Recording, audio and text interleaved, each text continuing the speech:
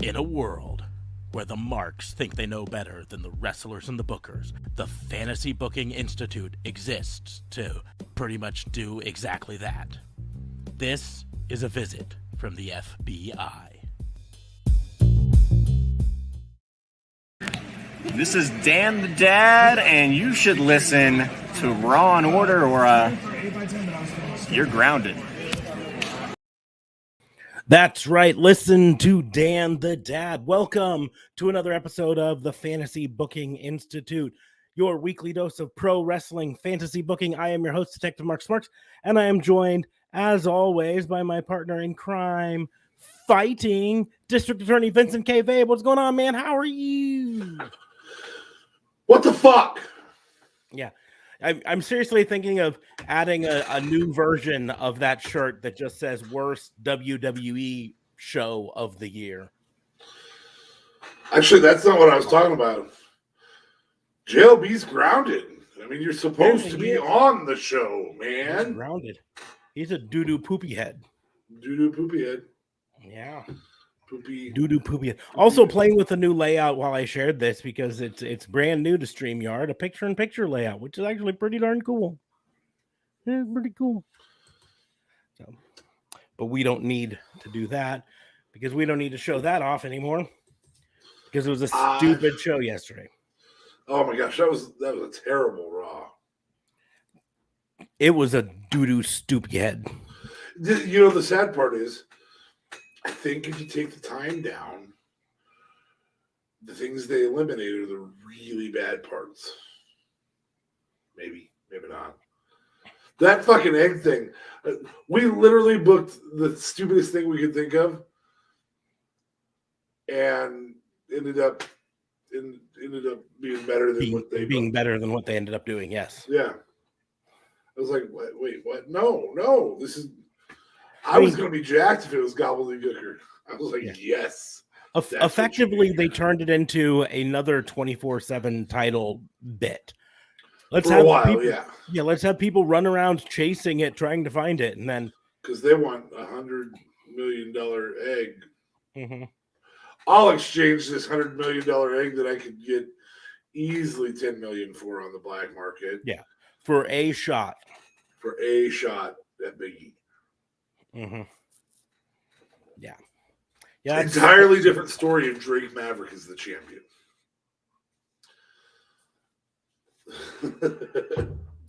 Sorry, I am so hoping. Just talking of that, I'm so hoping we get to see some Rockstar Spud soon. I love that promo he got after he got fired. Yeah, it heavily hinted towards Rockstar Spud, and I'm happy about that because I'm telling you guys, if you're out there, you're watching or listening, and you have not experienced Rockstar Spud, you've only experienced Drake Maverick, you are missing out on most of what that man's capable of. Yeah.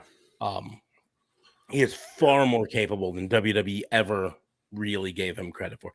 And yet still can be funny, right?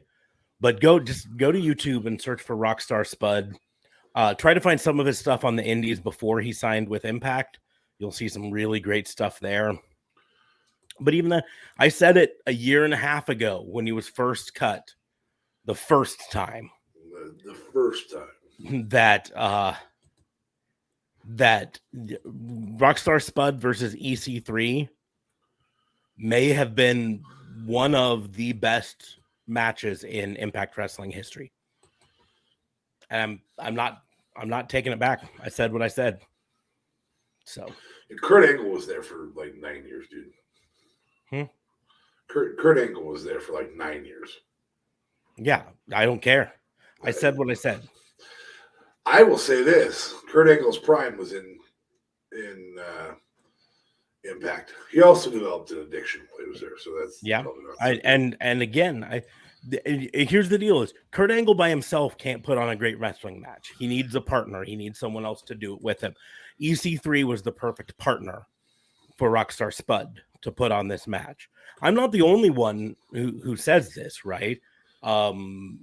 I believe it was a What Culture countdown that named it as one of the best matches in Impact Wrestling history. So moving forward, we do. I'm not alone. I said what I said, and until you watch it and everything, you can't deny it. You got to watch it. True. Yeah, you're. It's so good you have to defend it. It's phenomenal. It's just so overlooked that I have to defend it, right? Oh, okay. Right. I wouldn't have to defend it if more people watched it. So fucking get on it. Go watch it. If you watch that match and want to come at me and say, "Hey, I don't think it was one of the best in Impact Wrestling history," that's fine. You can say that. But until you've watched it, I don't think it was. have you watched it? You know, I don't understand why we have to get down to semantics here. That's exactly my point. So yes, you mentioned that JLB is supposed to be here. Our co-host from Canada is apparently no-showing us, which really makes me angry because he had time to whore out on another podcast today, and then just skip out on this one. Man. Yeah. Fuck those guys. Man. Fuck those Raw and Order guys who give me my first platform that wasn't just me talking about movies and with listenership. Fuck those guys. Yeah. Anyways, in case you guys solitaire, so I'm a shitty human being too. Yeah. In case you guys can't hear, I am in the process of losing my voice a bit, so I'm coughing a lot. I'll be muting my mic anytime I have to cough, hopefully. But I might not catch it all, but just so you know. But I guess on that note, we're going to try to get into the Rona of the show. I do not believe I got the Rona, but I have not had a negative test yet to say I do not. I haven't been officially exposed. Like no one I know, no one I work with has had it. So it's symptoms wise, aside from the sore throat, it doesn't really line up. It's really a bad sinus infection that forces me to breathe through my mouth at night. Unfortunately, that's what I had for when I had the Rona. I had the Rona. I had a breakthrough case, just so everybody knows. I don't need to tell you my vaccination status, but my size, I should have gotten much more sick. So I had a breakthrough case. Went into the doctor. The doctor says, it looks like a sinus infection. And 4 days later, I took a Rona test. And they're like, yep, you got the Rona. Yeah. I almost always get a sinus infection this time of the year. It's the weather change, the drier air. I have to put a bunch of humidifiers around the house just to do it, but it happens. I guarantee you go back to a year ago, these podcasts, a year ago this week, I was probably talking about a sinus infection then too. So, anyway, moving forward. All right. Well, we're going to move on. Before we get into it, though, we do like to remind everyone that Raw and Order is part of the Tatnisco Podcast Network. So you can head on down to the doobly-doos down below. Click that link after you get done with the show, of course. But click that link to tatnisco.com. Check out the other shows on the network there. Tell them we sent you, and then come back for our next episode coming up on Sunday. And for the first time in a few weeks, it's going to be a non-pay-per-view review. It'll be an actual regular episode of Raw and Order for once again. Where we'll talk wrestling crimes, which I'm sure we'll have a lot after. Well, just fucking Raw. Yeah, we could fill an entire episode just on Raw. You want to do another WBU? Just fucking Raw. Yeah, just fucking Raw. But anyways, we're going to get into the fantasy booking. The rules of this are pretty simple. If you're new, we're going to take turns challenging the other to book some unknown and often unlikely scenario in the world of professional wrestling. We don't discuss them in advance, and sometimes don't even think of them in advance because we think it's more fun that way. Or maybe it's just funnier. I don't know. Well, or maybe it's more time consuming that way.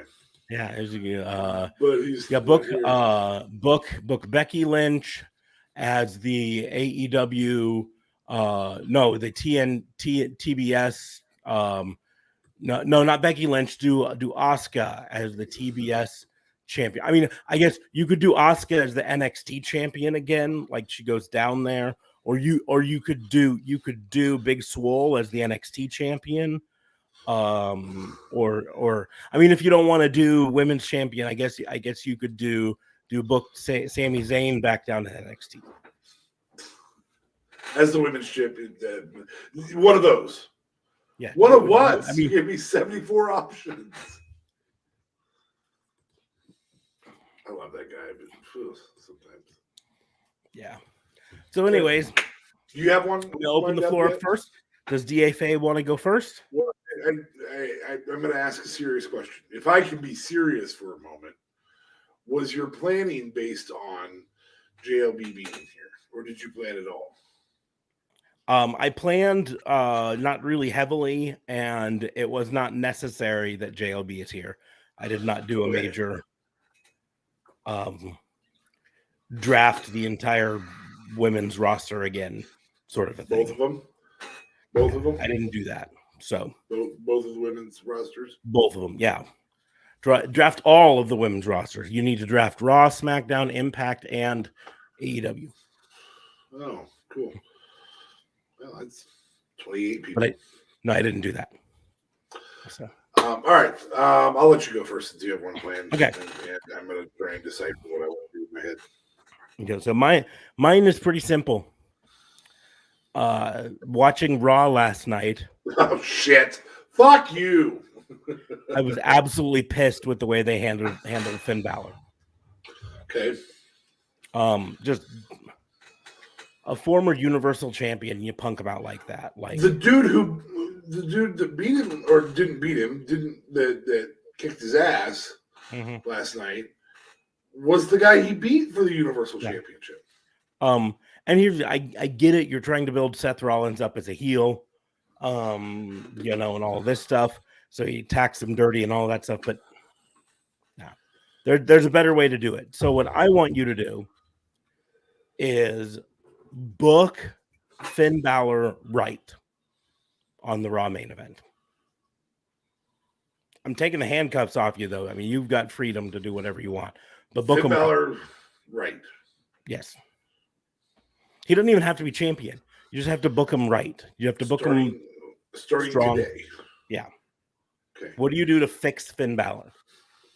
Okay. I don't know that I bring back the Demon, but I do bring Prince Balor more into the forefront. We have to start with some promos. We have to almost with that introduction that he did in NXT. That introduction that he did in NXT. And I think we start with that. Can you turn down your speakers or something? Are you getting feedback? Yeah. Well, I'm just getting an echo. That's fine. Hold on. And I don't know if you know what it's like to hear me, but it sucks. We're gonna fix it this way. Okay. I was experimenting with no headphones. It wasn't that way last time. I don't know why it's so bad this time. Yeah. Who knows? Anyway. Okay. So we'll go back to headphones. It's fine. That's fine by me. So anyway, what I start off with Balor cutting some type of promo. We have to have a reason for him to make a transition back into the Prince. And I probably start with you guys sent me back down to NXT to save it. I saved it, and then you messed that up. When I came back up here, type of thing. I don't know how he became semi-Australian. I have a really shitty accent. Maybe that's how he did that. I don't know. Anyway, and the only way I can fix this, hold on. Done. Okay. The only way I can fix this is by being the Prince, just like I was down there. I probably have a run where he's taking some mid cards. I'm not saying he's a mid card guy. I'm saying cleaning out the mid card, the everybody from Apollo Crews to Sheamus to Riddle in a one-on-one. And Riddle's probably a future world champion, but right now he's mid card. And have him work his way through the roster with just this dominant one-on-one streak. He cuts one promo, and then he comes out as the Prince. And in real matches, he kicks people's asses. But when he's challenging them, he comes out and distracts them during their next match.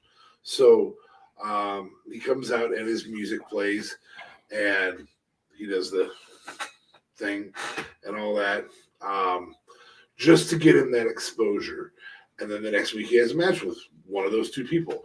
And they're both going, what do I have to do? And they don't know. Like they don't know until their match is done which one of them is going to face him. It could be the loser, it could be the winner. He just decides that he's going to take on one of those two and shows it by that.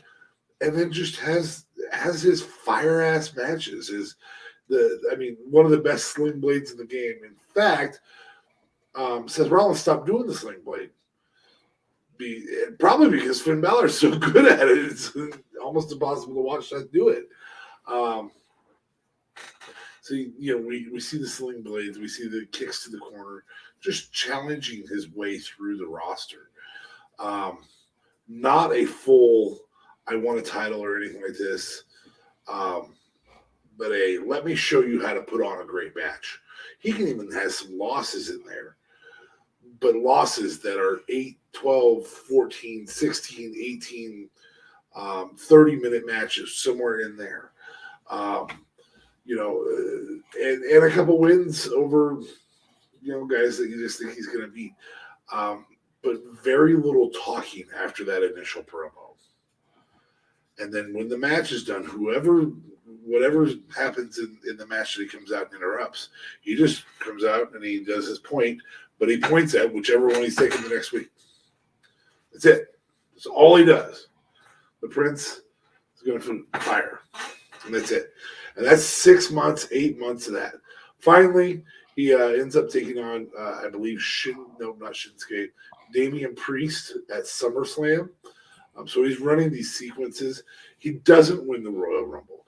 He has, he's in the goofy ass match at WrestleMania. It's okay. This is going to take some time to build a truly dominant character. So when there's multiple people involved, he has a struggle. It's okay. He's 187 pounds.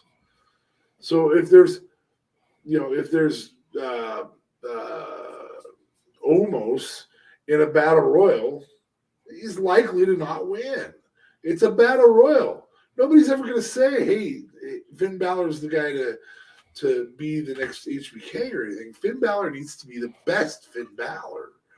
And so, and this isn't dogging on him. It's saying this is what WWE is limiting him from. And so he loses the Royal Rumble, but has a great showing in it. And so he's also in the number one contenders match at Elimination Chamber. And he doesn't win that because he's start to finish. And he's the last guy to be eliminated in the Elimination Chamber by the last one in, whomever that is. And you just run these sequences time after time after time of in the large group settings. He doesn't get the win, but he gets the win in one-on-ones over and over and over. And he's just challenging and not a lot of promos. Maybe a Vignet. I almost said Vignet. Little fuckers in our heads are still. Anyway, and yet backstage on occasion, I've been working my way through the roster. I'm going to get that. And finally, he takes on Damien Priest, because I think Damien Priest can hold the Intercontinental title for a while, or the U.S. Championship, for a while. And then he beats Damien Priest in this angry Damien Priest mode. I don't need the Demon back or anything like that. I'm certainly not bringing him back just for random, because Demon doesn't lose. Well, now he has, so can't really play that game anymore. Oopsies, the ring broke. Sorry. And so he takes on Damien Priest and has a short run with the U.S. Championship. I make Finn Balor the first WWE guy, because this has obviously happened in WCW and other promotions, but the first WWE guy take his mid-card title and have to drop it because he wins the world title, the WWE Championship. He has been the first Universal champion. He has not been the WWE champion. By this juncture, I believe that we have a Seth Rollins WWE champion. This is a very good time to tell the story of their history. And I think Hell in a Cell is the time to do that. So, obviously, once he has the U.S. Championship, he goes on a tear, wins all of his matches. They even put him in some triple threats with a Sami Zayn and a Damien Priest again, or something along those lines. That could be shortly after SummerSlam. And then at Hell in a Cell, he challenges title versus title, of course. Even if Seth wins, which he won't in my booking, but if Seth wins, he gets the U.S. title so he can drop it the next time. One of them is going to be the first ever both title holder.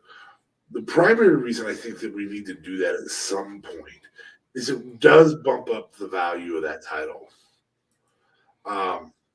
The Miz did this in his match with Roman when he beat Roman for the Roman did this when he had the Intercontinental title and Miz beat him for the title.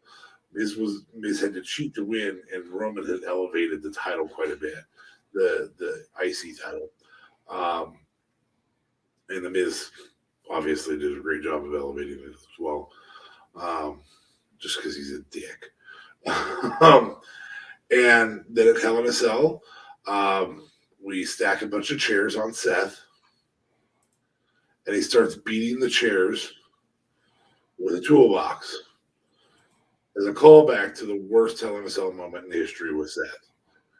The ref looks like he's going to call it, and Finn Balor gives the ref the drop kick in the corner, peels all the chairs off, and starts just beating the hell out of Seth Rollins.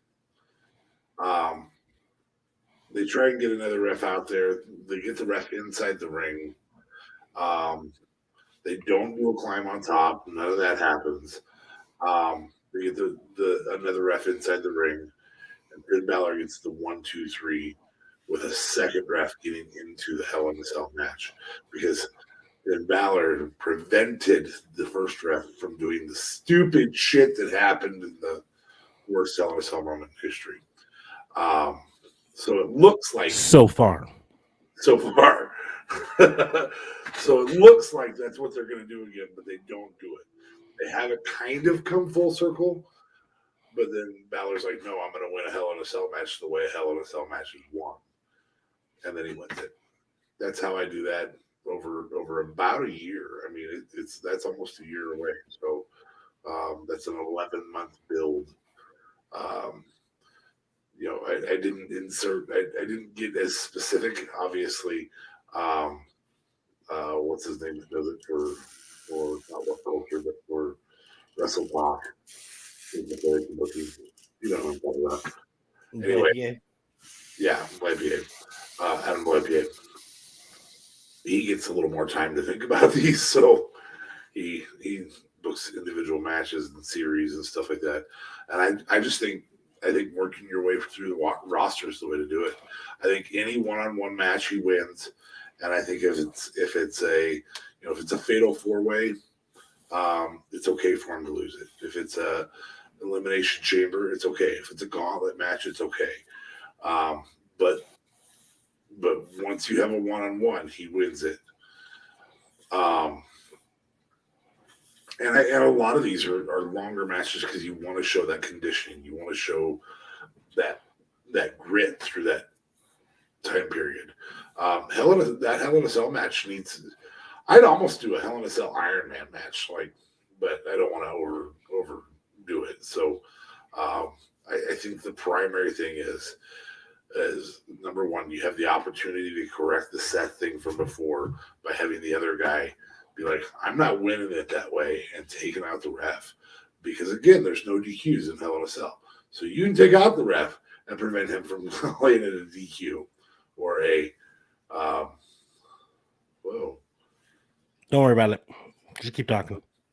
I'm reading it. Hold on. It's Hold on. There's stuff to read here. It's painful self-promotion. Don't worry about it. Okay. Anyway, so that's what I would do. Okay. I see what we're doing. Yeah. All right. So anyway, that's how I do that. What are your thoughts? WWE, are you listening? Because anything's like better than the shit you did this week. Well, and you can you have. I don't want a monster Finn Balor. I don't want this unbeatable Finn Balor. There's got to be a reason for him to lose. Like you can also have him be attacked blindsided. You don't have him start kicking Seth Rollins' ass, and then Seth Rollins just he switched it on me, and now you can beat the fuck out of me. Like I said, anything's better than what they're doing. Me personally, I think being a Finn Balor fan, a Prince Devitt fan, I think he is one of the WWE wrestlers most in need of a heel turn. More so than more so than Damien Priest, more so than Seth Rollins being a heel, peak Prince Devitt was Bullet Club Prince Devitt. When he was the leader of this evil faction, because I don't care how popular Bullet Club was, they were the bad guys. That was the storyline. They were the invaders coming in. It's just like NWO were the bad guys. Even though they were popular, they were the bad guys, right? Mm-hmm. And that's what Bullet Club was, is they were the invaders in New Japan. And they used pack mentality, much like NWO did, to win their matches. And so a ruthless Finn Balor who's willing, and not the smiley Finn Balor who wants the fans to like him, a ruthless Finn Balor who's willing to do whatever it takes to win the match. And that can mean cheat to win. That can mean purposefully knocking the ref out if he thinks that ref's gonna count the pin against him or whatever. That means recruiting some friends to be on his side and back him up. They fired all of his friends so far. So he's got to make new friends, right? But just having people out there to help distract the ref. I mean, the simple fact is he should be doing exactly what Kenny Omega is doing or was doing in AEW. Because that's how they led their factions. That's how they led their factions. The same one. So. Same faction, exactly. That's the way I would do it, personally. Have them just go on, kind of like you said, go on a tear, but you did it more the plucky baby face sort of a thing, where I want him to be a tweener. I want him to be in between. And for me, I think nobody knows who he is. I think full on heel is the way to go. All right, that's fair. Because he's never truly been heel in WWE. No, as close as he got was the Gargano kick. Mm-hmm. God, I love that kick. It still was great. It was great. Sorry, Johnny. So they could start off his heel turn immediately with something like that. Who is the most over baby face on Raw? Big E. Big E. Okay. So you recreate that exact same storyline. Big E is being challenged by a couple baddies, right? So he comes out as because the New Day's not there. I got you. New Day's not there. Big E's being challenged. It's the Hurt Business, right? Mm-hmm. Whoever from the Hurt Business is still on Raw. Might just be Lashley and MVP now. I don't even know. Fucking draft. Anyways, but they're out there challenging, talking. They look like they're gonna double team Big E. Finn Balor makes his way out for the save. Looks like he's going to be on Big E's side. Betrayal. Ooh. Oh no. Ooh. Boot to the face. So. Anyways, No, I dig either way. I dig. but, Anything's better than a Cleopatra's egg. mm-hmm. By the way, we're not going to fantasy book that again because we actually did it on the pay-per-view recap better than WWE did. And that was us joking about a terrible yet funny way to do it. Yeah. We don't even want to talk about it because it's in such poor taste for a company that just cut a bunch of wrestlers for budgetary reasons to have a whole storyline. Gave me $100 million egg. $100 million egg. That's why they cut all those people. They needed that $100 million for a stupid egg. Anyways. The Rock posted a sandwich right after the pay-per-view. Instagram, this is my sandwich. Yeah. I mean, I'll point out, I think JLB even mentioned it, but as of right now, The Rock did more for Impact Wrestling last year when they inducted Ken Shamrock into their Hall of Fame than he did after WWE did a 4-hour pay-per-view dedicated to his 25th anniversary. Yeah. Yep. Well, The Rock owes it to me. I mean, everybody kind of owes it to me. So, yeah. Anyways, we will move on. What is your challenge to me? My challenge to you, there's an event coming up. We do not know how it will go. Last year, your favorite wrestler of all time showed up at that event. Winter is coming. Winter is coming. Book it. That's usually a sign that there's a star coming. Or the one time it's happened, it's been a sign that a star is coming. I feel like they're going to have a star again this time. Yeah. I don't know who that is. I have a assumption, but book who it is and book their involvements. Book them through Revolution. Not a long time, just enough to give us their involvements. If they're going to be in matches, if they're going to be a coach, if they're going to do this, if they're going to coach, who are they going to coach? Who are they going to challenge? What aspects of them do they give as a coach or not as a coach? What aspects do they give as a leader? If they're a leader, if they're a wrestler, if they're a lone wolf type guy, whatever it is, book Winter is Coming for the person who will be revealed that Winter is Coming, because we're assuming that Winter is Coming is going to be a person revealed.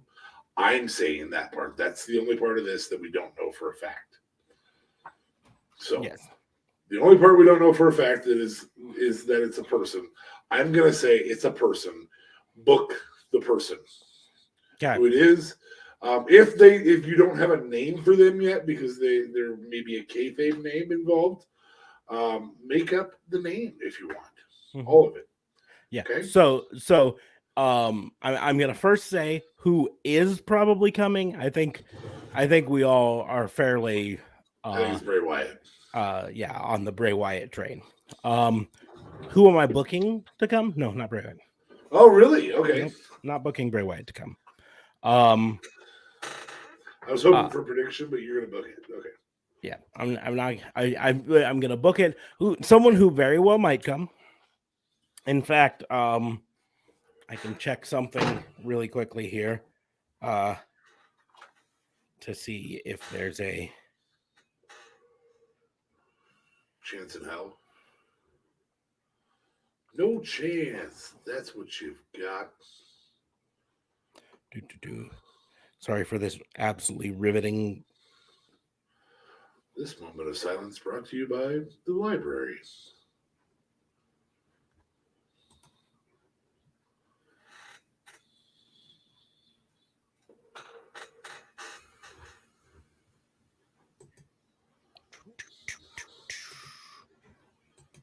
Okay. So yes. So the first big name, I think there might be multiple big names, but I don't know contract situation on a couple of them, so I'm not really booking them. The main big name that I'm speculating will be there is someone whose contract reportedly runs out on December 5th. And as of right now, has not signed an extension or renewed his contract. Okay. And the reason I had to check something was there is something very telling that happened tonight that could predict a little bit about what's happening. And that is the first surprise is going to be Johnny Gargano. Okay. Johnny Wrestling.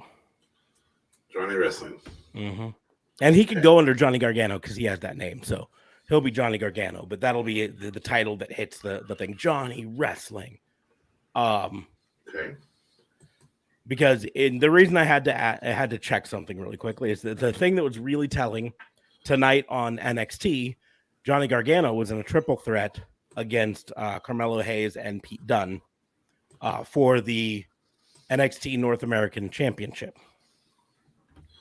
Okay. And Dave Meltzer speculated that if Johnny Gargano won, it would be an easy way to tell that he signed a contract extension of some sort. Correct. And he did not win. Carmelo Hayes retained. Okay. And so, the speculation is that that's an indicator that Johnny Gargano has not signed a new contract and he'll be gone December 5th. And Winter is Coming is not until December, 15th? Something like that, yeah. So, a full week later. Yeah, because it's a Rampage. So, yeah. Nope, Gargano's getting pulled up on SmackDown with his new SmackDown contract, and then he's getting let go next week. Yep. I would be so pissed. I would be absolutely pissed. I'm going to say this right now. Johnny Gargano, if you're watching, which I know you're probably not, but if you happen to come across this, don't go up to SmackDown. Don't sign a SmackDown contract right now. Don't. Unless you can get something guaranteed in it. Get some guaranteed money built into it. And lots of it. Take care of your babies. Yep, baby. Take care of your baby. Anyway, moving forward. But what I just said. So Johnny Wrestling. And I think it's a perfect time for him to come out and go back to his babyface. Because I think he's by far best as babyface. So what you can have is you can have it be an extension of the Men of the Year versus like Inner Circle sort of a thing. Okay. Men of the Year attack and beat up Sammy Guevara backstage. Sammy Guevara. And then they're out there bragging about it and all this stuff and say, Inner Circle doesn't have anyone out to come out and get me. And Ethan Page being like, no one's out there going to be coming out to get me. Lights go out. Johnny Wrestling. Johnny Wrestling. Johnny Wrestling. Boom. The happy face. Johnny Gargano comes out. Because Ethan Page versus Johnny Gargano is a match I really, really want to see. Be a good match. Yep. Be a phenomenal match, right? The other speculations that I'm gonna say is we know that Kyle O'Reilly's contract is up soon. Yeah. And so there's every chance that we get a Red Dragon reunion with him joining Bobby Fish, which would be really perfect for after the betrayal. The Bucks are forced to choose. Yeah. So that after the Bucks are forced to choose. Mm-hmm. Well, even not forced to choose because and this on was it Rampage last week. Rampage. Yeah. They abandoned Bobby Fish out there. Yeah, that's what I'm saying. And so Bobby Fish now is not on the elite side because he's been abandoned. Well, we don't know that for a fact, unless there was something on Dark today. I don't know if there's anything on Dark. I haven't got to watch this week Being the Elite yet, so they might have mentioned it on Being the Elite, but no, I mean the implication there is that Adam Cole valued himself more than he valued his friendship, right? And so he left Bobby Fish for the dogs. So you can easily have Kyle O'Reilly come out and join up with Bobby Fish because they have history pre-NXT. Yes. They all do, right? So get Red Dragon or Redragon. I've heard it said both ways, so I don't know. I prefer Red Dragon because that sounds better to me. But anyway, back together. And then you can have matches, Adam Cole and Nick Jackson versus Red Dragon, the Young Bucks versus Red Dragon, so on and so forth, right? Mm-hmm. And some fun back and forth there to help fill the time here, especially with, let's be honest, we know Adam Cole is going to eventually go after the AEW Championship. He's going after. That only makes sense to do. I mean, he's Adam Cole, baby. Yep. But you can have some filler matches in between. Have a filler feud here. I mean, it took them almost 2 years to finally book the Hangman Page Championship, right? So take your time on it. You know, throw in some other matches. I mean, Red Dragon versus almost any one of those could be phenomenal, right? I mean, how long ago did Undisputed Era break up in NXT? Year and a half. Yeah, something like that. Year ago, whatever. That means it's been that long since we got to see the Red Dragon tag team finisher, which is one of the best finishers in the game. The high-low? The high-lows, yep. So good. So much fun.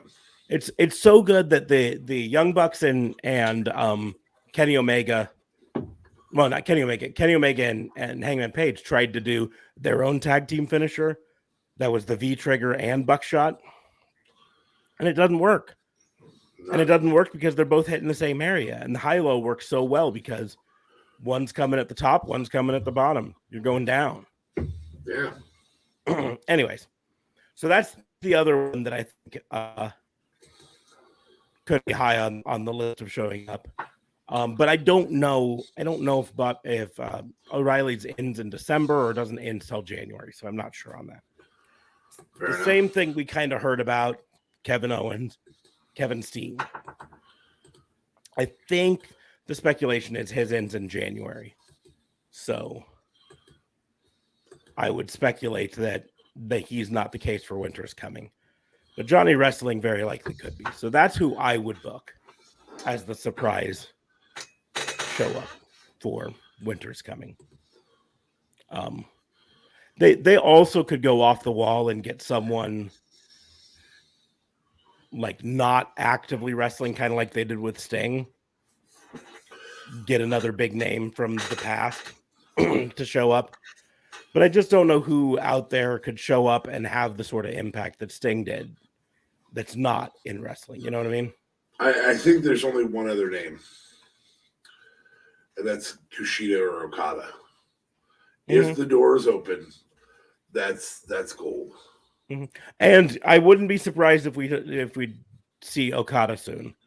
I think they're building to that with the whole best friends as members of Chaos thing. Yeah. I also think we'll probably see Ospreay sometime in the not too distant future. I'd like to see that. I just don't know. I don't know how promising that. It feels less promising than Okada or. Yeah. I don't know.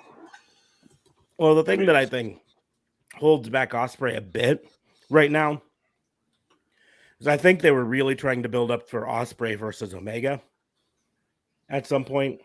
And Omega is. And with Omega being out with his multiple injuries, I think that might put that on the back burner a bit because Omega versus Ospreay would be phenomenal. But let's be honest, Ospreay versus Sammy Guevara would be a ton of fun to watch. Ospreay versus Hangman Page would be a ton of fun to watch.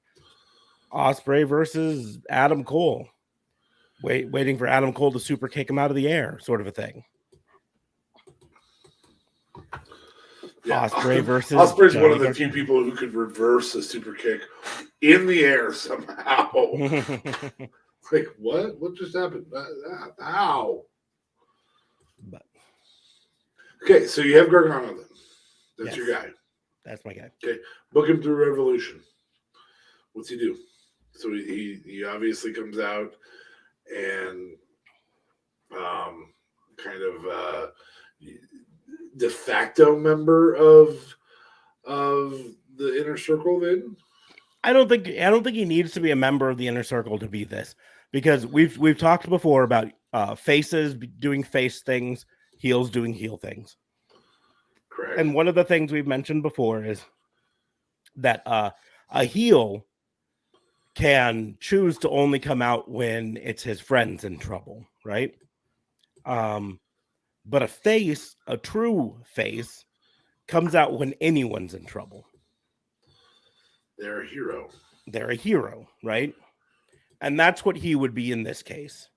Is he would be like, listen, you made sure the Inner Circle couldn't come out and defend themselves, but you didn't think about me. So he gets to be the plucky baby face hero in this situation. He gets to continue to kind of do that. I mean, the simple fact is there's no shortage of heels that he could face in AEW for the time being. In fact, a match we never really got to see in WWE could happen in AEW if this happens. And that's Danielson versus Gargano. Yeah. Because Danielson definitely took a heel turn. Yeah. Right. And so that could be another part of the thing. Danielson's beating up on the Dark Order people. And he comes out and says, listen, you're having all this fun beating up on the Dark Order people on your way to Hangman Page and everything. I get it, right? You're ready for that. I just don't like watching you do that.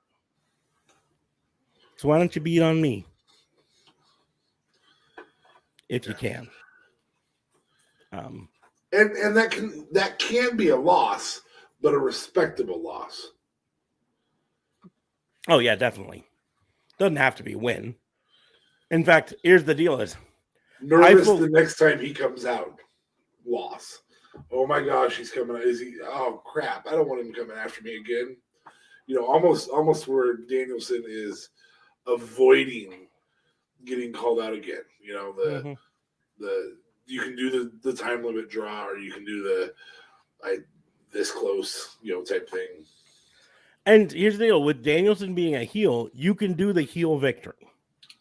Yeah, you can do kicks to the nuts, or whatever, right? Or you can do the ultimate babyface loss, the pass out to the label lock. Yeah. And still have heel after he's won, and Gargano's out. He refuses to let go when the referee tells him to. He's won, but he keeps him in there for a while. Build up Gargano as the ultimate babyface. That's fine too. And he can continue to kind of do that. Be the ultimate babyface. You know, willing to accept any challenge. AEW has had no problem with face versus face before. So after defending the honor of the Inner Circle, Sammy Guevara could be like, I'll give you a shot at my TNT belt. Yeah. And they put on a banger of a match, and Sammy Guevara, I mean, this can elevate Sammy Guevara with a victory there. Yeah, absolutely. Well, and then you could have a Guevara or Gargano versus Jungle Boy just for the additional exposure. Yep. And again, a Jungle Boy win or a time limit draw. I love their time limit draws. I understand they've only had a couple of them, but I love them. Yep. I've said before, I think it's time for AEW to have a DQ finish. I don't want them. They have to be careful with it. I get it. I feel like Aubrey needs to be the ref that does it, though. They don't want to turn to it too often. They don't want to become WWE where every other match is a DQ finish. But it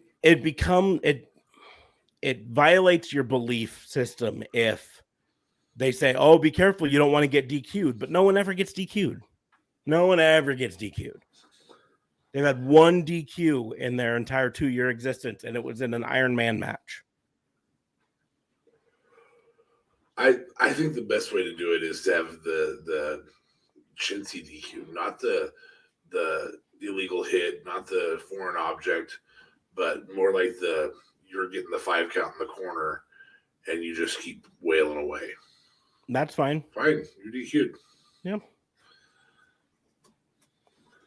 I think that's the route to go. You could even have the numbers game DQ, where the ref catches the Young Bucks helping Adam Cole win or whatever. But here's the deal: is again, it's important that they walk this line, that they don't have it happen multiple times. But one time helps build up him as the underdog. The only place you can do it multiple times is retain my championship. Mm-hmm. I'm going to retain my championship by intentionally getting DQ'd or counted out or stuff like that. The count out. And that's the deal. I hope they do that on the next heel champion, because it'll be a while. They're going to keep it on Hangman Page for a bit, I think. Yeah. But someone's going to beat Sammy Guevara so they can be heel TNT champion. Yeah, that's fine. But have them do I'm taking my belt and going. Champion's advantage. Yeah, it gives a reason for the cage match. Yep, and then you can go with the cage match, and so. But, so I mean, I just like the idea of Johnny Wrestling being the ultimate babyface for a while. He can even tell stories, about how he's here to wrestle, but he's also here to provide for his family. His wife's at home pregnant with their child. I got to make the money to take care of my baby. Come on, man. I got kids. No, just kid. Yeah. He's only not kid yet. Kid coming. Kid on the way. Well, right after he has the kid, he calls Heath Slater and says, "Hey, man, can I give you a prop?" Yeah. Hey, man, I got kid. I got kid. But so, you can do, I mean, that can even play into his challenge for Sammy Guevara. Say, listen, man, I got nothing against you. But I'm new here and I got a pregnant wife at home. I need the extra paycheck that a TNT championship could bring me. So I want a shot at that. And Sammy Guevara can be the defending champion and be like, you want it? You got it. I don't turn down challengers. Make them both look strong. Sammy Guevara can still win. Johnny Gargano will still put on a phenomenal match. You can even build up to a Johnny Gargano versus Andrade match. God, fire. It was fire. Yeah, the times before they did it. Johnny Gargano versus Aleister Black match also was fire before. And both of them are heels. So you can build up to, you can have Johnny Gargano show up to help Cody. Because he's getting double teamed. And again, when you're the face, when you're the good guy, you come out to help anyone. So this isn't about him aligning himself with Cody.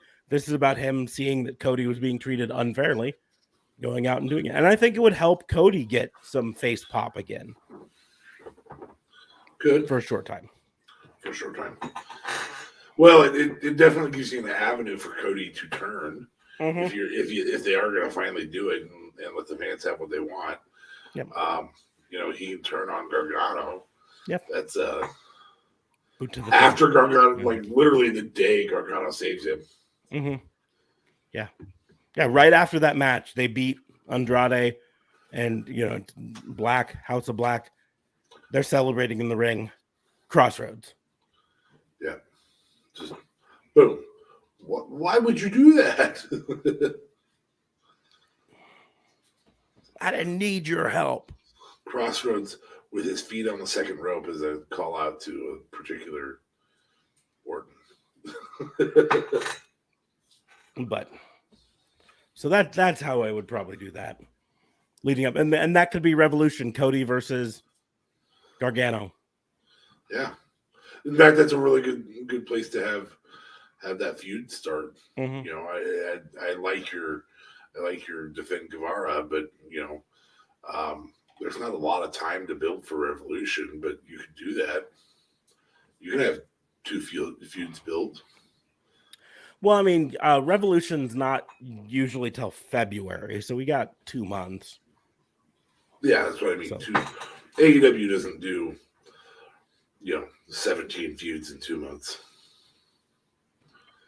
Not usually, but when you bring someone in, there's a few weeks of just sometimes them doing whatever, feeling it out, sort of a thing before they immediately go into something. I like the idea of not hot-shotting him immediately into the main title feud, though. I don't know that he is a main title feuder. I think he could eventually be, but not right away. But there's, to some people, that's a criticism of Ruby Soho, them bringing her in immediately, hot-shotting her into the main title feud. Yeah, I don't agree, but I can see where those people are coming from. Cool. Oh. I was astonished you didn't try and book Bray. Here's the deal: Bray's been fantasy booked to death, and all sorts of things. I think he's the obvious surprise if they have a surprise. Yeah, I mean, I think people are planning on this being a Bray Wyatt showing up, or whatever his name is, Wyndham Rotunda, Mr. Rotunda as Mr. Rogers' character type thing. They own the name Firefly Funhouse, but they don't own the concept of a guy doing a cartoon. A puppet show. So I don't know what they'll do. Obviously, I'm so generic that I want him to be basically Bray Wyatt, only not Bray Wyatt. But that's just me. But anyways, on that note, we'll move to our game. Our new game. This is back and forth, man. This is going to be back and forth. This will be weird. We haven't done it this way. We have not. So pick or pass. That's the rules of the game. Are simple. We're going to start with two wrestlers. I'm going to challenge him. Pick one, pass one. He adds one back to me. And we go until it's over. I don't know. Usually it devolves. So we're going to test the theory as to whether JLB is the reason it devolves so much. It usually is, but so I'm I mean, JLB's the kind of guy who's like, you start off with Ric Flair for GOAT, and he doesn't throw you in Jericho, he throws you, the dumpster Drozy. Yeah, you're just like, what? Okay. Well, now Dumpster's going to be in there forever unless I get someone shittier than him. Repo Man. So we're going to start off with two people we just mentioned. I think it makes sense. Gargano, Cody Rhodes. I thought you were going to Repo Man. It's like, well, this is shit now. Nope. In their full capacities, or in just the performer capacity? Just they're on screen. Just they're on screen. Yeah. Yeah, I'm still taking Cody. Okay. Gargano, Ciampa. Gargano. Tough one, but Gargano. Ciampa.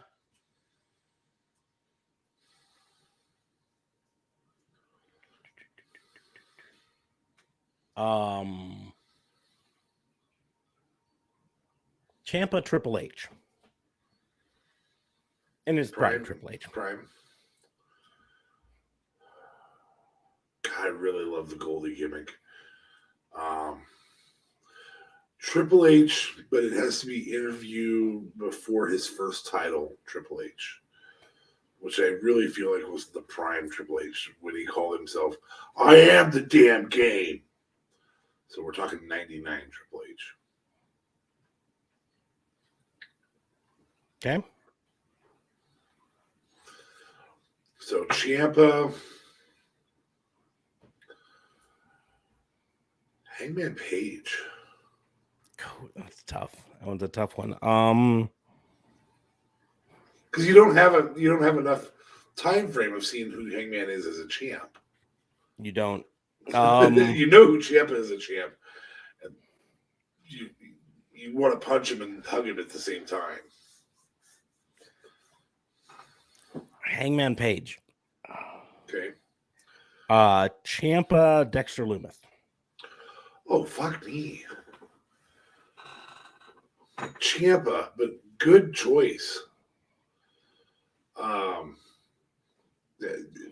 3 years from now, that may not go that way. Dexter Lumis, Aleister Black. You got to go Aleister Black.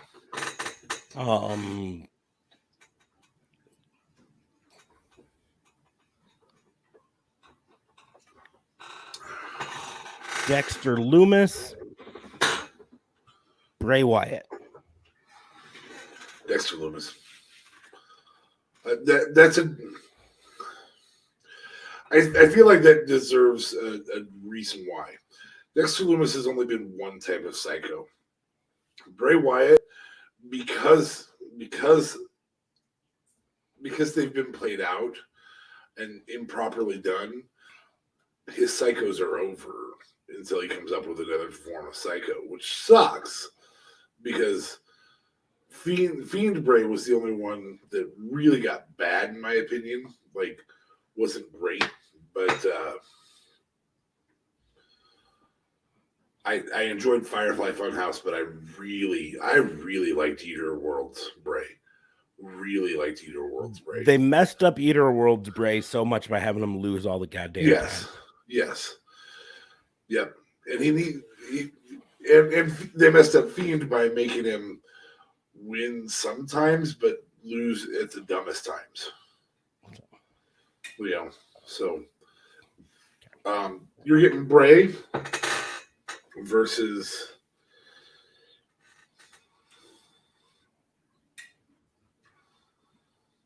Shayna Baszler. I don't blame you. Bray or John Cena? Prime Cena. Bray still.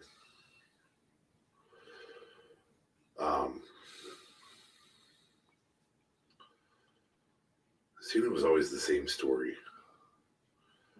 I feel like Bray could bring a different story in. So, yeah. Bray. Cena or Orton? Orton. Really? Mm-hmm. There's gotta be a story behind that a little bit.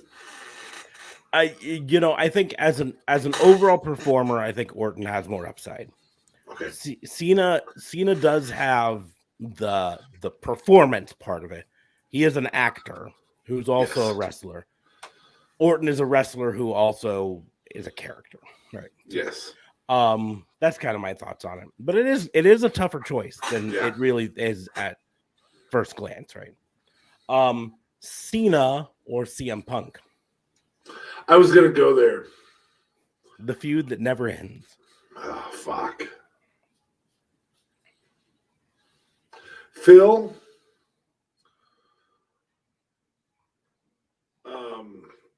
Don't kill me. But you're always the same thing. I mean, with the exception of the Straight Edge Society, you're always Phil. And there's something to be said for the charisma of Cena, so I'm gonna take Cena. Fuck me. That's a tough choice, but I hope people understand why sometimes fuck them if they don't understand. You listen to the first hour of the podcast, you can just shit all over this one then. Yep. Put it in the comments. Bitches. Get in the comments. If you know who that's from, Brandon Lee Mulligan is the best. He's not dead. So I'm putting him up there. okay, jeez, fucking murderer. CM Punk.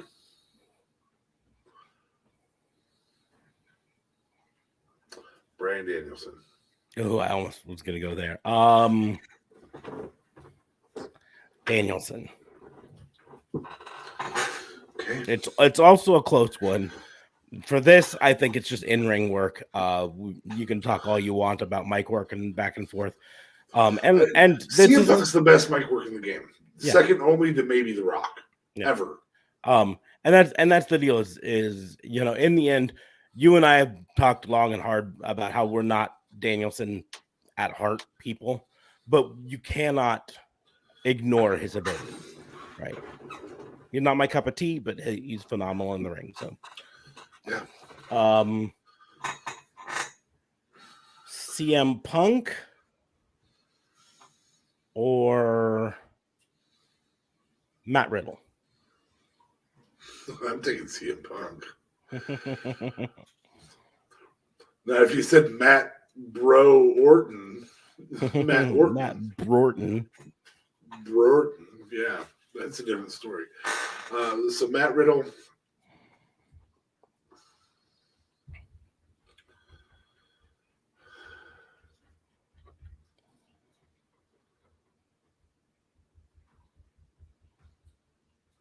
Miro. I'm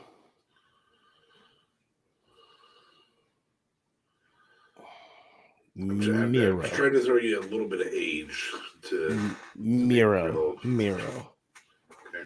It's a tougher one, but Miro. Matt Riddle or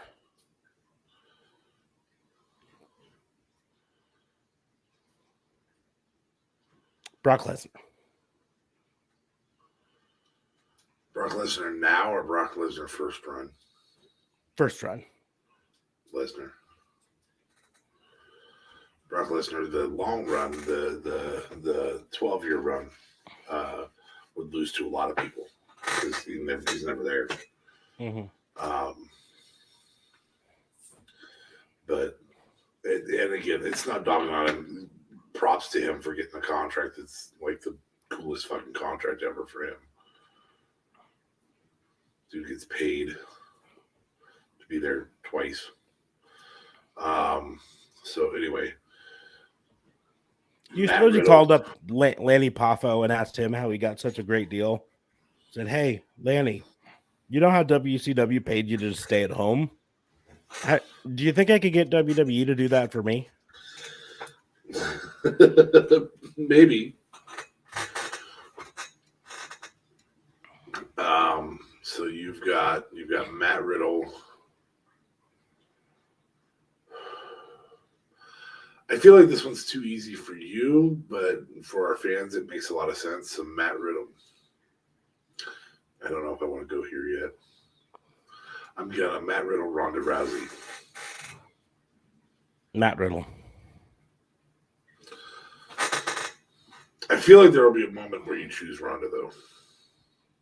Yeah, or I'll choose Ronda.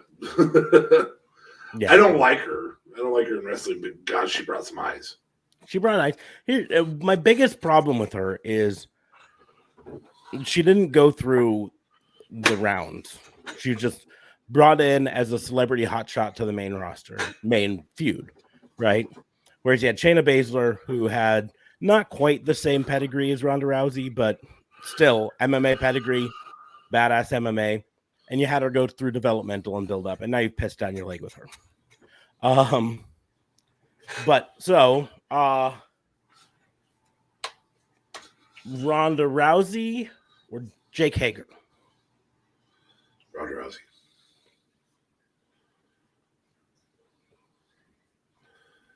Jake Hager or Lance Archer?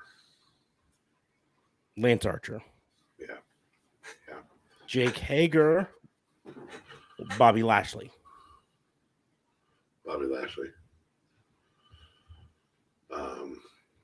Jake Hager. I held off doing Jake Hager for a long time because I worried that he's going to be the bottom for a while. So I don't think he has to be. Well, okay. Before we start throwing in just shitty people. Before we start going shitty people. That's what it really comes down to. I worried that he was the turning point. We'll see. I don't think he has to be again.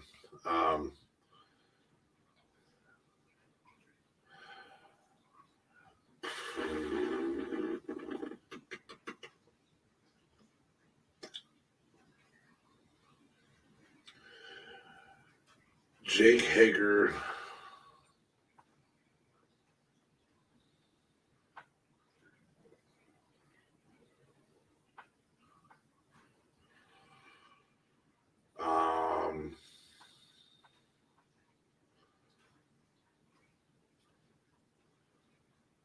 Sami Zayn.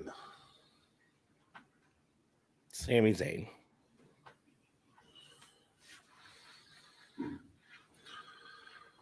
Sami Zayn today. Still Sami Zayn. Oh, wow. I'm trying to keep it from devolving, man. I don't know. I understand. That's where it's tough. Jake Hager or whatever the fuck's the name of the guy, America's Top Team.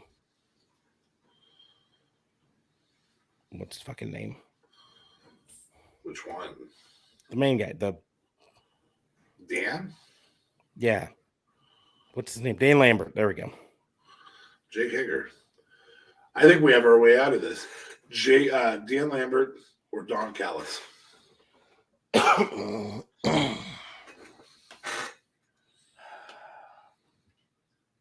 Dan Lambert. Okay.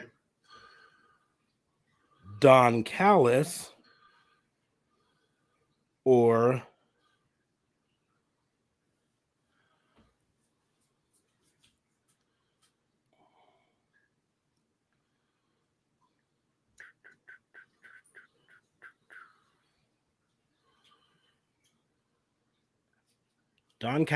Jim Cornette. And then you have to finish the evolution of this.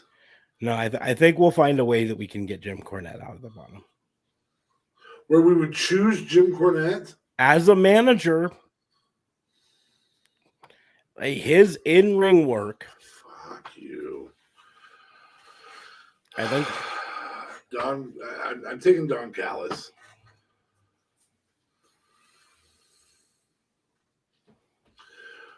For all of the level of performance, I think there's a way. I do agree with you. I think there's a way out of this. So I'm going to say Don Callis or Cornette. I think it's 4 or 5 people though, so you're going to get some offerings that you're not going to like to get us out of this. But Don Callis, Jerry the King Waller, or Jim Cornette, Jerry the King Waller. Fuck. It's going to be ugly to get back to good, but I think there's a way to get to good here.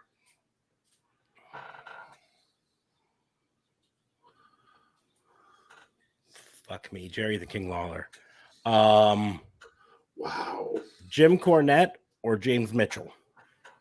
Oh, fuck me. Cornette. Fuck you.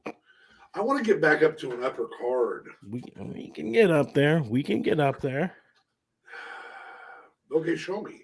Because I'm going to give you James Mitchell or Abyss, the guy he managed for a while. I think I don't have the hatred for James Mitchell that you do. I don't. I think in his places he has those things. I like Abyss, but frankly, Abyss in many ways was a one-trick pony. And not saying James Mitchell was not a one-trick pony. Abyss also played his own brother. Yeah. Sort Two-trick pony. Two-trick pony. So I'm going to take James Mitchell. So this gets him out of here, and by doing that, we get Abyss. I mean, We get a multiple-time TNA champion. Abyss, Christopher Daniels. Abyss. Christopher Daniels or Kazarian. This is just us using the people that we know that you might actually choose the one that we don't want. Christopher Daniels. I'll take Christopher Daniels there. Okay. I like Kaz too, though. So I love Kaz a lot. But now we're back in championship level. I mean, we can start throwing Bobby Roode. We'll keep it in SCU. Kazarian or Scorpio Sky. Scorpio Sky. Only because he was younger while he was with SCU. And still is younger, I guess. Yeah, It's not like he's fucking magically got older. You're out of SCU and you're suddenly 52. Oh man, my back hurts. So this means I've got Kazarian, and I'm going to move Kazarian to the Impact era Kazarian, and I'm going to put him with James Storm. Kazarian. Yeah, I knew you would say that. That's right. James Storm and his beer money partner, Bobby Roode. In the beer money era? Beer money era. Yep. Shit, dude, you should have made me take Bobby Roode now. I'll take James Storm, but not by much. Bobby Roode during beer money was fantastic. Fucking fantastic. Bobby Roode is another example of WWE taking something and pissing down their leg. Oh my god, he was great in NXT. He was great. Well, and he was great in NXT because he kind of was the same character, sort of. You know, the I'm better than you sort of character. Yeah. And then they brought him up to main roster, and they decided, well, let's try to make him face for a while. Bobby Roode hasn't played a face ever in his fucking life. Yeah.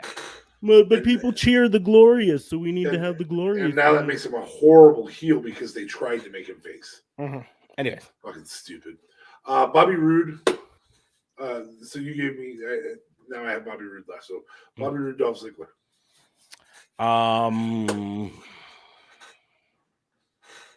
Current era Bobby Roode. No, I'm going to give you beer money, Bobby Roode. Beer money, Bobby Roode. And Ziggler in his prime too. Ziggler in his prime. I'm still going to take Bobby Roode first. So I love Ziggler in his prime. Oh, you're gonna struggle to find me somebody. Yeah, Ziggler in his prime was pretty good, but I really liked beer money era Bobby Roode. So,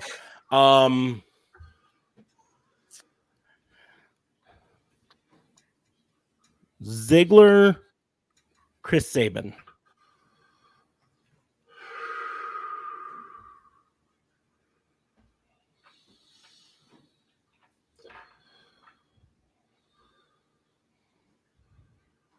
Ziggler.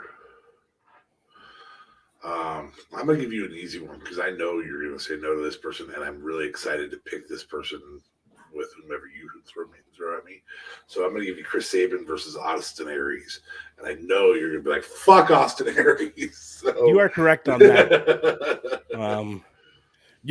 Frankly, Austin Aries might have been the way to get us out of the Jim Cornette hole. Because I would take it Austin Aries. I love him. I think he's great. But he's a dick behind the scenes, and I understand that. So, Chris Saban. Okay.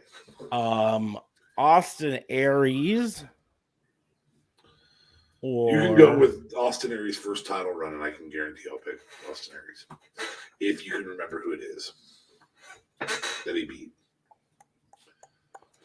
But I'm not going to go there. I'm going to go Austin Aries. Give me Bully Ray versus Austin Aries? Nope. Okay. Austin Aries, Pac. God, you're kind of a dick. These are dudes I don't like because I don't like their characters, either of them. But I love their in-ring performance, both of them. Pac is better in the ring, so I'll take Pac. You really thought I was going to take Austin Aries there? You should have given me fucking Bully Ray. I wanted to make it tough for you. I'm going to give it to you. Bully Ray, Austin Aries. Bully Ray. As Bully Ray, as fucking world champion Bully Ray, I'm sleeping with Brooke Hogan Bully Ray. Yep. Go fuck yourself. I hate Austin Aries. Hate him. So fucking stupid. I fucking hate him. I told you he could have got us out of the Jim Cornette hole. He could have got us out of the James Mitchell hole pretty easily. So Austin Aries.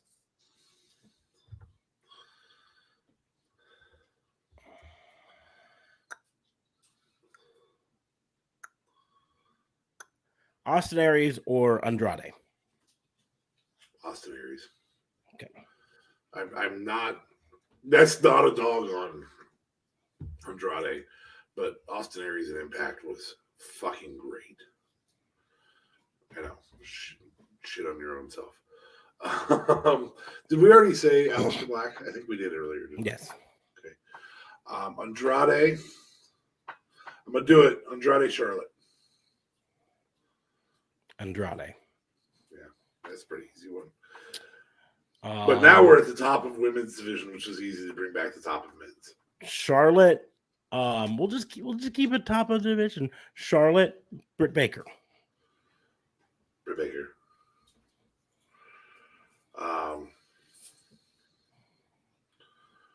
Charlotte, Nyla Rose. Nyla. You really hate Charlotte right now. I do, and I also think there's a huge upside to Nyla. I really do. I think it's a longer term upside too. Yeah, I think unfortunately both Nyla and Hikaru Shida got hamstrung by COVID, by being champions during Nyla at the beginning of COVID and without fans. Yeah, without fans, and then Charlotte and then Hikaru Shida through the most of it without fans, and then losing it on their first night back with full fans. Yeah. Nice. Charlotte or Sasha Banks? Right now, I don't call her the best women's wrestler in the world, but I did for most of this year. Because Becky was pregnant. So I'm taking Sasha Banks. We already know what the answer is if we put Becky against Charlotte, so I'm not going to give you that out. I am going to challenge you a little bit here, and I am curious. Becky, I know. There she is. Yeah. Quit touching her like that. It's inappropriate. Stop it. I'm doing that. Take that then.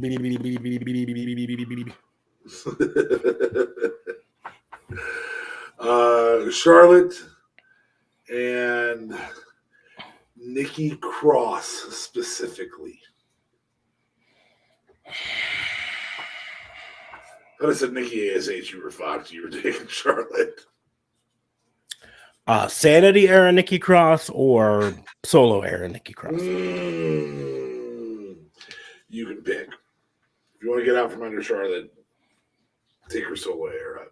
If you want to leave Charlotte in play, take her Sanity era. Well, I'm going to say we're going to do 5 more minutes of this one way or another. Okay. So we're going to do a countdown. Hour and a half. Okay. Yeah. So, we could say Charlotte nonstop because we're trying to avoid going down.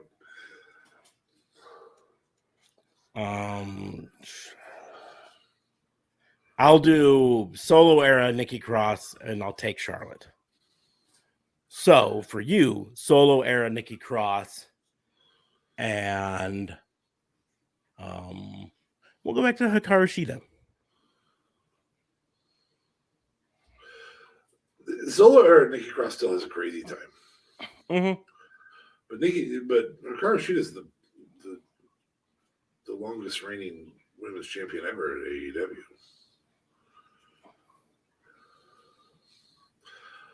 I'm going to go with Hikaru Shida, but I think I have your move here. Solo era Nikki Cross. Abaddon.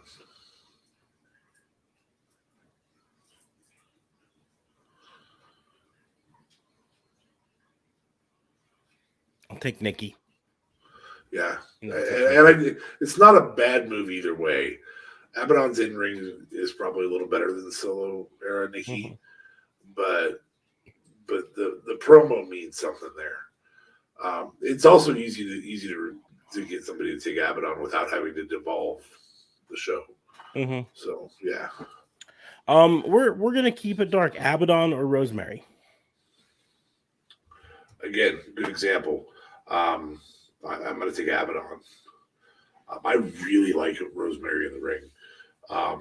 But Abaddon pre that Britt Baker match, I'd probably take Rosemary. That's how good Britt Baker is. Just so if people are wondering, Britt Baker's so good that she made me choose Abaddon over Rosemary, which is a pretty big move. Rosemary or Havoc, tag team partners. Rosemary. I can't blame you.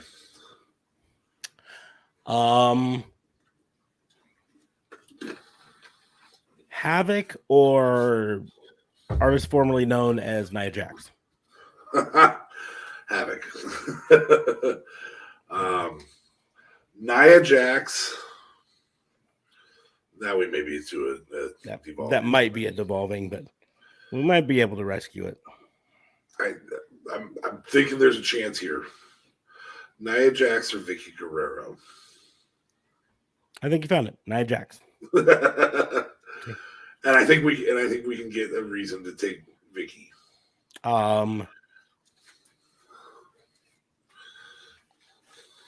Vicky Guerrero or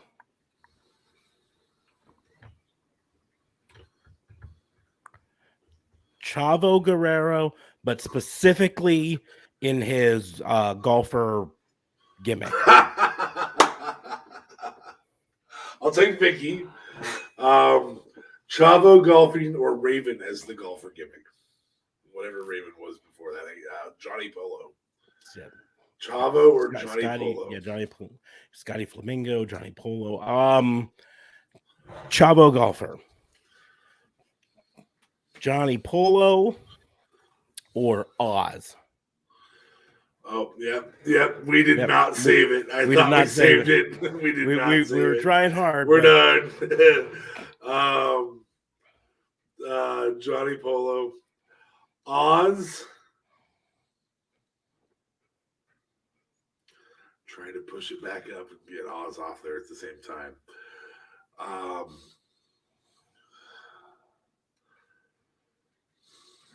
Oz or Dr. Isaac Yankum? I think we can pull this off. I think we can get back to main card.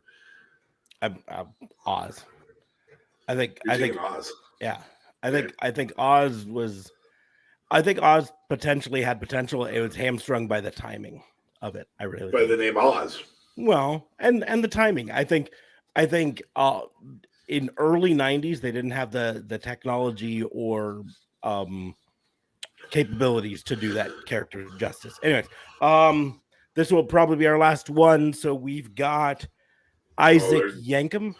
There has to be one more after this because I have one that I think I can keep it quality, but really make you go, fuck you. Isaac Yankum or Fake Diesel? Same dude. They're different. I dug the Isaac Yankum and Jerry Lawler thing with Bret Hart. I don't know why. Probably because I was fucking 14. You were fucking 14? You really shouldn't do that. Yeah, that's horrible. That was bad. Just don't do that. That's terrible, dude. So I'm gonna take Isaac Yankum, and for our last one, since he had to make it creepy, it works out really, really well. Isaac Yankum or Seven. Remember, that promo was fucking fire, but the character to build up to it was creepy and disgusting and horrible. Mm-hmm. But the promo was fucking exceptional. Isaac Yankum. I can't take Seven. But you could easily, I mean, you could see where somebody would take 7. Literally, all the guy ever did was a promo. Okay, so we got one more because we have to do this. 7 or Black Rain? A Black Rain. Yeah, because you got the promos and you got the fucking the matches with Abyss. Okay. Anyways, on that note, we are done with the Fantasy Booking Institute. We're going to close the book. Dustin. Yeah. Ugh. Yeah. I mean, we could have done the artist formerly known as Gold Dust for one of them. I probably would have chose 7 over that because of the promo. The artist formerly known as Gold Dust just was ill. But on that note, we're going to close the book on the Fantasy Booking Institute. We have a lot of fun on the show. So if you joined us for the live stream, thank you. If you're watching us later on the replay on Facebook, Twitter, YouTube, also thank you. Or if you're listening to the podcast version of it, wherever fine podcasts are, also thank you. We appreciate that. But you can do us a favor. You can support us in a way that's super easy and free for you. And that's a like and a share on this podcast, right? Wherever you're listening to us or watching us, click that like button, click the subscribe button so you get notified when we go live, and share it with your friends so other people know about it. That's the best way to support us. But if you also want to support us in other ways, we do have our merch store. It's on Facebook, or it's excuse me, Raw and Order WBU.myspreadshop.com. The link is going to be in the doobly-doos just down below, so you can find it there. You can get like the worst pay-per-view of the year so far shirt, and I'm probably gonna make worst WWE show of the year so far because they seem to do it every week. But you can go there, you can buy a shirt or a Pissant Podcast shirt or hat or a Raw and Order WBU Police Academy, or if you're going to a show, you can get yourself an autograph shirt right there. Get it all signed by all the people at your show. That one signed by all the people that were the Zello Pro show that we went to. And it's wonderful. And I love it. And I'm going to try to put it up there. I just got to figure out how to do that. How to have it up there. Haven't figured it out yet. But you can do that. Or you can go to our Patreon. Patreon.com/Raw and Order WBU and support us that way. You can also support us by following us on social media. You can follow me at Raw and Order WBU on pretty much any of the social medias, except for on Facebook. You have to find me at Pissant Podcast because for some reason or other, I couldn't choose Raw and Order WBU there. I don't know why. So you can also follow DA Fabe at DA Vincent K Fabe, and that's only on Twitter. Yeah. I'm a slacker. I mean, you can find me other places, but you'd have to figure out who I am. Yeah. Which, if you know who I am, then you're probably already on my Facebook. So. We're gonna find you. Anyways. Yeah. But go on. But we will be back on Sunday night. Hopefully my voice will be back by then too. Makes it really hard to start a new job when your voice starts going like this. Fortunately, it makes you get out of making a bunch of phone calls, so that's cool.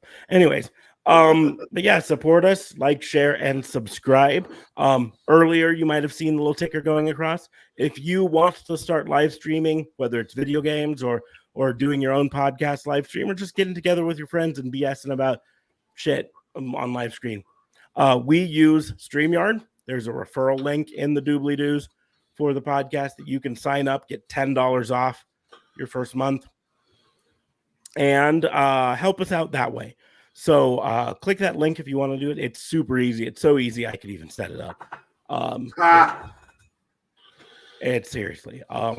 So yeah, help us out in one way or another. But on that note, we're going to go ahead and close the book on the Fantasy Booking Institute. We proved it's JLB's fault. And we did. It came close, but it never got as bad. It never went to Bastion Booger. Bastion Booger. I gotta get rid of Giant Gonzalez. He was Bastion Booger. Sorry, guys. But on that note, we're gonna close the book. Thank you all for listening. We will see you soon.